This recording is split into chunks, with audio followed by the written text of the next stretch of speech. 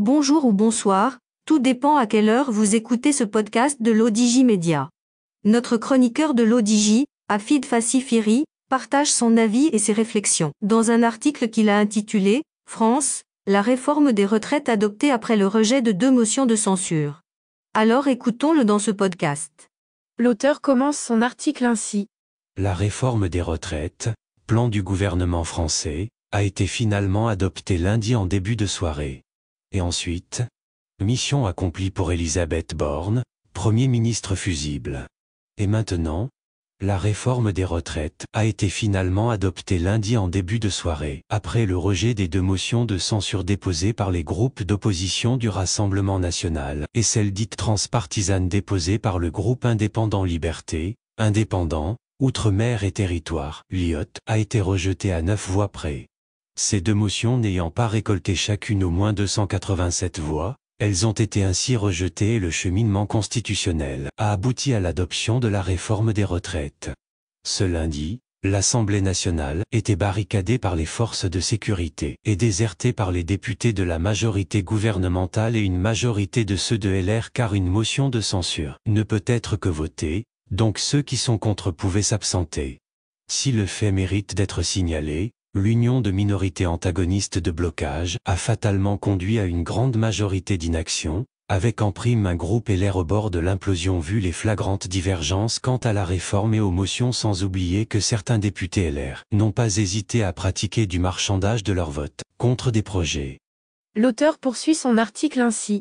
Le gouvernement Borne avait engagé sa responsabilité vendredi dernier en dégainant le 49.3, et comme la censure de l'opposition n'a pas été concluante, la voie était libre pour le plan du gouvernement français. Elisabeth Borne va saisir directement le Conseil constitutionnel pour un examen du texte dans les meilleurs délais, d'après Matignon, afin d'activer la promulgation. Une loi peut parfaitement être votée puis non promulguée. Elle peut même être promulguée puis suspendue.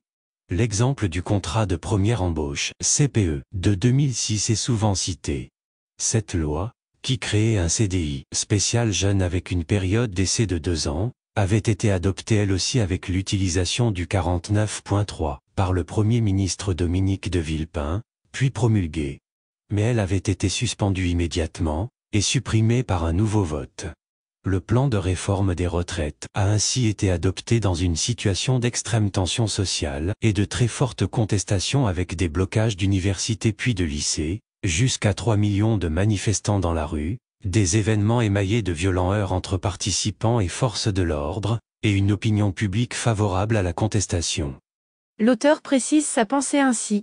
Impasse démocratique, si l'opinion est majoritairement défavorable à cette réforme, et favorable à la poursuite des manifestations, cela reflète le flagrant décalage entre le pouvoir à la Caligula de Macron et le peuple, dans une dérive autocratique qui a mis les institutions de la Ve République dans une impasse démocratique.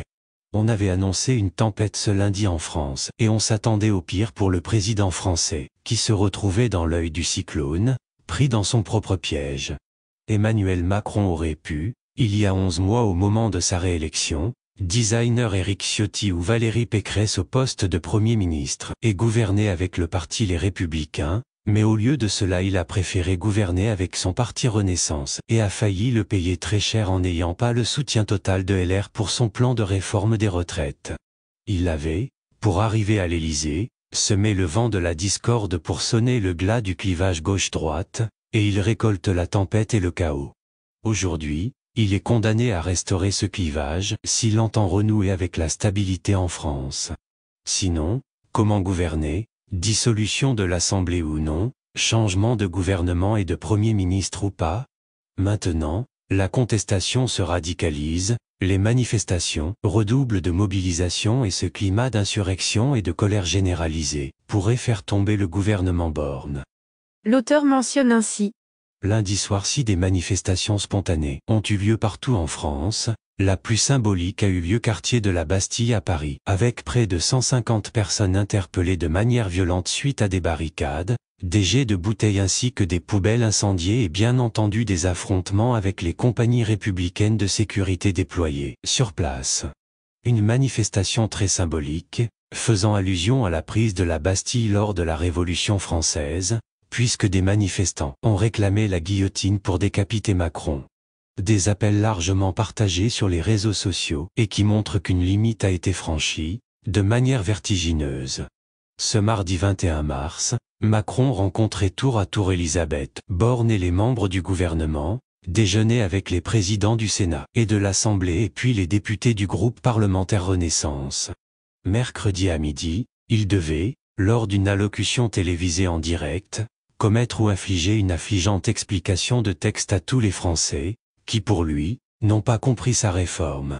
Et surtout il n'a absolument rien à dire, sauf peut-être ce qu'il a dit la veille à ses invités de l'Élysée. Il n'y aura ni dissolution, ni remaniement ni référendum. En un mot, il s'est barricadé à l'Élysée durant la tempête du débat et le chaos des manifestations violentes, et puis il réapparaît une fois le projet de réforme adopté. Franchement, Macron a échappé au pire, et pour lui l'essentiel est que la réforme ait été adoptée. L'auteur conclut ainsi. Que le modèle social français ait atteint ses limites, que la Ve République ne respecte pas le pilier constitutionnel de la souveraineté du peuple, et que le gouvernement Borne soit minoritaire au sein de l'Assemblée nationale, tout cela ne compte absolument pas pour l'Élysée. Après moi le déluge. Rédigé par Afid Fassifiri et lu par l'intelligence artificielle de l'Odigimédia. Merci d'avoir écouté ce podcast de l'Odigimédia, ce bouquet de supports numériques, portail, magazine mensuel connecté, web radio et web TV. N'oubliez pas de télécharger notre application l'Odigi mobile sur Play Store et de vous abonner à notre chaîne YouTube l'Odigi TV. Vous pouvez, aussi, nous suivre sur nos réseaux sociaux, Instagram, Facebook, TikTok, LinkedIn et Twitter. Ou encore, vous inscrire sur notre newsletter quotidienne à partir du portail lodigi.ma. Alors, on se dit au prochain podcast de nos chroniqueurs. Et à très bientôt, si et seulement si vous le voulez bien.